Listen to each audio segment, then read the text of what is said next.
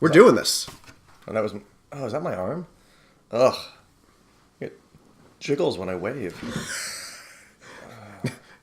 No, but seriously, what is that?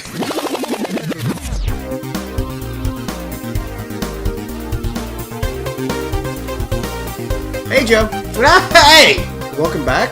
This is episode 2 of Review Rewind. Joe, what movie are we talking about? This time we're talking about a movie that was a childhood favorite of mine. It's called My Science Project. It came out in 1985. It's a film of mostly unknowns. The only two actors in it that are really known at all are Fisher Stevens, who's minor known, and Dennis Hopper, who's well known. But before we get into all that, We're going to play a game. we're going to play Giant Uno. Fucking aren't. No. Break your goddamn arms. We did that already. We're going to play Skippo. This is a favorite of mine between myself and some friends. It's from the makers of Uno. Yeah. As all great card games are. It is the same in that it uses numbers. Okay. And that it is on cards. Personally, I am terrified of the fact of skipping because I remember how that went last time. Draw 2, and you lose your turn. Draw 2 more. Now it's my turn again. Draw 2 again. Lose your turn. Reverse. So it's your turn again. Uno. I win! There is no skipping in this, believe it or not. Do I get to skip around? I mean, what you do on your own time is your business. Excellent.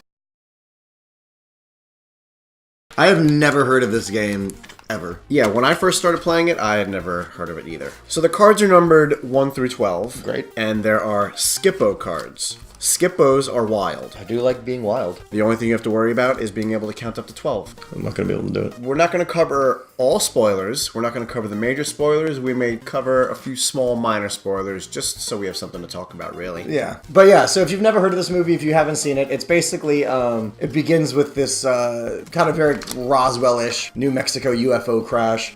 They've got like this big UFO in a hangar. Eisenhower shows up and he's just like, destroy it. And then it goes, 30, 40 years in the future into the 80s. And basically this high school wrench jockeys, like, all he knows how to do is, like, fix cars. Cars are his life. He loves cars. Cars. I think it's worth noting that, again, as we've talked about in other episodes, someone was told to destroy a thing, and that thing was not destroyed. I love how I love the scene of them destroying it, of, like, it's like shooting a laser beam at it. Like, yeah, that's how you destroy a UFO, is with a giant laser. But so this kid has got to do his science project, and he doesn't know how to do anything. He doesn't want to do anything. His teacher is Dennis Hopper. He decides to go to this like old military just kind of dumping ground. He ends up falling in this kind of old what was it? It was a nuclear fallout bunker that had just kind of rotted away. And he finds this kind of they spend the whole movie they call it the Gizmo. And he cleans it up and through trial and tribulation discovers that it is a time machine, more or less. For all intents and purposes, it's a time machine.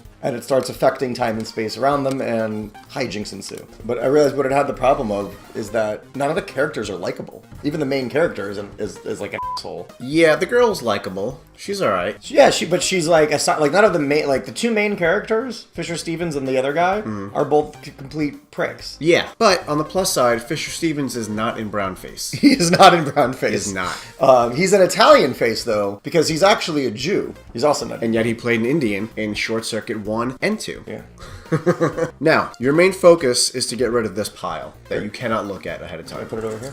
No. Too bad. Okay. You go first. Pick 7 cards. Those you can look at. There can be no more than 4 piles here on the playing area. What you want to do is... Are you cheating? How can I cheat at a game I don't know the rules to? You never know. You're that good. It could be like me and macrame. I could have a secret gift I don't know about. This was the kind of movie that was probably on HBO for you a lot, and you watched it every time it was on, right? I mean, I had a VHS of it. Ooh. I can understand why you like this movie so much. I did not feel the same way. I can appreciate that watching this for the first time as an adult. Like, being like, why was this made? Yeah, this movie was no Howard the Duck, that's for sure. It was not. I will admit it's no Howard the Duck. It was definitely confusing at first. Like, there was no rhyme or reason as to why things were happening. No. People would disappear and then come back. Very different, but still reminiscent, similar, reminds me of like a lot of what a lot of even Marvel movies are now doing, like with technology, of like where something that is, damn near the point of like magic happens, but like, oh no, Tony Stark did it. So because if Tony Stark invented it, then it must be it's a science. Of course it's nanotech that can create rockets out of his body and fire them. That's what nanotech does. And you're like, that's not really scientific at all. But we kind of just shoulder shrug and just go past it. And this to me was a hard predecessor of that, of like, well, no, it's just science. You just don't understand it. That's true. You don't understand it. Yeah. It was a tough watch for me.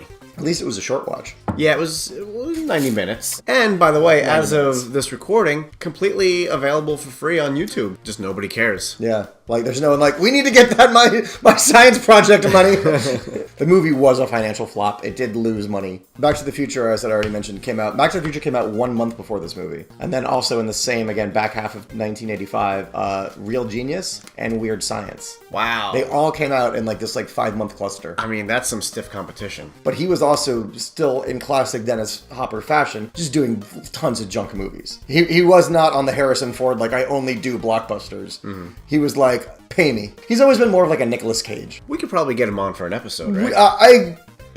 What, Dennis Hopper? Yeah. No, he's dead. When did that happen? A few years ago. I mean, we can make it happen. We can probably get Nick Cage on.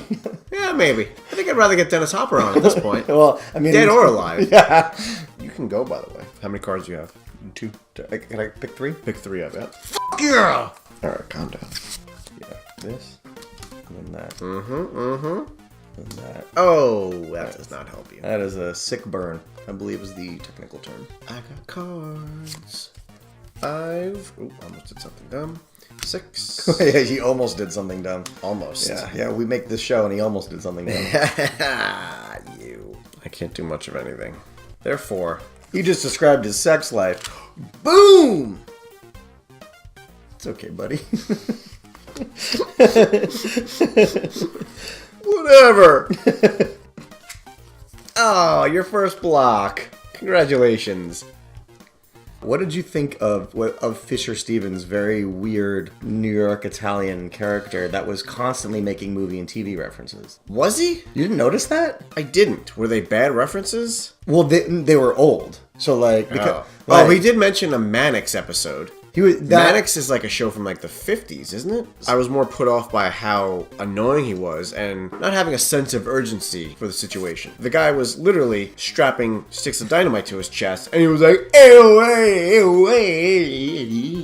yeah, dude, there's a lot going on right now and like there's a lot of stuff at stake. I need you here in the moment. It was a really weird character. It's like you're supposed to be the person that like makes us laugh in all these moments of like drama, but the way you're supposed to make me laugh is like, hey, TV shows. Am I right, man? Am I right? And you're like, no, you're actually incorrect. Sometimes, Joe, things are just poorly written.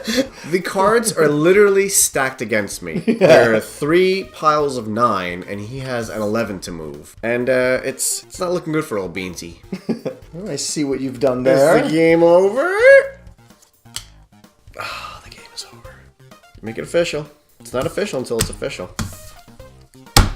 Congratulations, you've won your first game of Skip-Bo. Should we wrap up, Joe? Oh, considering I don't use condoms, why start now?